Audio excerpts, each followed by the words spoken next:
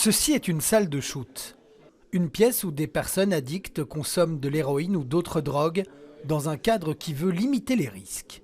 Vous mettez la personne dans les conditions qu'on connaît tous en fait, d'écoute, d'humanité, et ça change fondamentalement l'estime d'eux-mêmes, le temps qu'ils prennent pour consommer et le rapport au produit. Cette salle ne représente qu'une petite partie de ce centre. C'est d'abord un lieu de rencontre entre ces personnes dépendantes et le personnel médical et social. Donc parfois, avec la consommation, on se fait des plaies pour éviter que ça se surinfecte.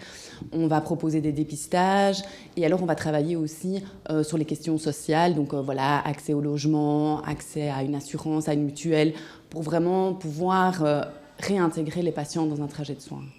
Après des années de débats, un cadre légal a été proposé par la région. Gate se situe près du centre-ville, où la problématique existe sur l'espace public. On n'est pas heureux du fait que la consommation de drogue existe dans nos villes, mais ce que je pense qui est important, c'est de la traiter, d'arrêter d'invisibiliser les problèmes. Je pense que c'est la responsabilité des hommes et des femmes politiques, c'est de dire quand il y a un problème, on le traite. On ne fait pas comme s'il n'existait pas. Depuis l'ouverture le 5 mai, il y a eu près de 150 consommations de drogue dans cette salle. Mais une tendance se dégage, les gens se dirigent en priorité vers les soins de santé et l'aide administrative. On est dans un dispositif de soins intégré dans lequel est prévue une consommation supervisée. Ça c'est quand même très important et encourageant aussi dans la mission de santé du dispositif. Gate est la première salle de shoot de la capitale. C'est la ville de Bruxelles qui est à l'initiative, mais la région va l'imiter.